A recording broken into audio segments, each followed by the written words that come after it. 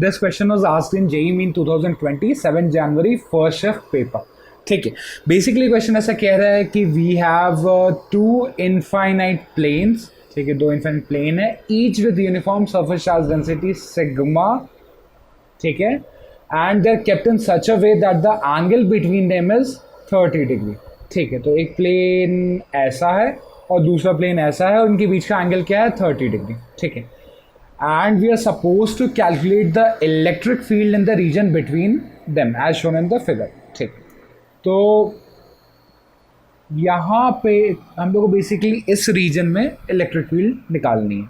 ठीक है, अच्छा क्लियरली हम लोग समझ सकते हैं ना कि इसके कारण फील्ड का डायरेक्शन ऐसा होगा, इसके कारण फील्ड का डायरेक्शन ऐसा होगा, परपेंडिकुलर।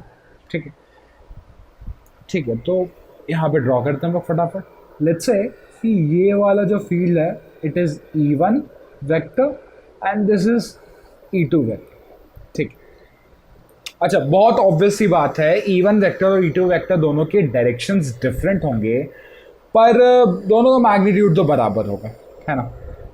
तो हम लोग क्या बोल सकते हैं कि E1 वेक्टर का mod is equal to E2 vector का mod is equal to sigma upon 2 epsilon, है ना, क्योंकि दोनों की डेंसिटी बराबर है, राइट। अच्छा, अब यहाँ पे हमारे पास बगल में ये कोऑर्डिनेट सिस्टम भी बना हुआ है, तो हम लोग क्लियरली ये कह सकते हैं कि जो E1 वेक्टर है that is sigma upon 2 epsilon not J cap, या फिर यहाँ पे जैसा क्वेश्चन दिया हुआ वाई कैप, तो मैं वाई कैप ही लिखता हूँ। ठीक है, वाई कैप। E1 तो बहुत सिंपल था, it was in the perpendicular direction from the first plane, जो the lower plane which is along x axis। ठीक है, उससे perpendicular हो गया y axis।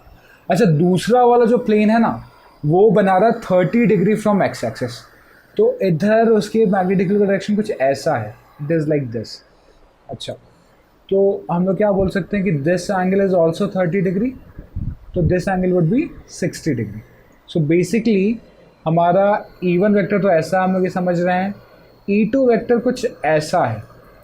ठीक है, और ये हम लोगों ने देखा है कि ये एंगल इज 60 डिग्री, राइट। यहाँ से देख लिया ये angle 60 degree, this one was 30, इससे ऑल्टरनेट एंगल्स हैं, दोनों बराबर होंगे, तो ये हो गया 60 डिग्री क्योंकि ये 90 है। ठीक है, तो E2 वेक्टर को अगर हम लोग लिखें कंपोनेंट्स के फॉर्म में तो क्या आ जाएगा, sigma by 2 epsilon not cos 60 degree, है ना, इसका इधर वाला कंपोनेंट। अच्छा, ये नेगेटिव एक्स एक्सिस है ना, तो into minus x cap plus इसका एक कंपोनेंट इधर होगा माइनस वाई के अलाउ, ये वाला कंपोनेंट।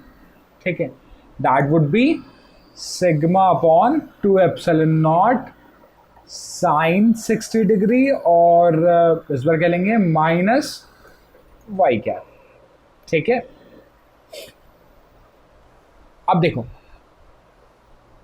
जो नेट फील्ड हो जाएगा, ई नेट क्या हो जाएगा, E1 vector plus E2 vector, and that would be sigma upon 2 epsilon naught y cap minus sigma upon 2 epsilon naught into cos 60 is 1/2 into 1/2।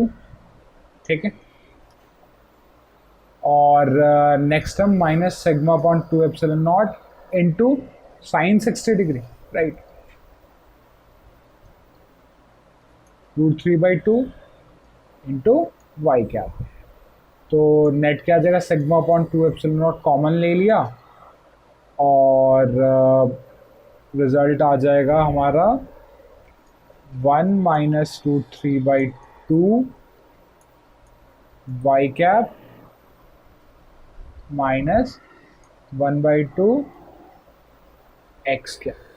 ठीक है, अब ऑप्शंस देखते हैं, तो देख के ऐसा लग रहा है कि सी ऑप्शन ही करेक्ट है, तो this is the required answer.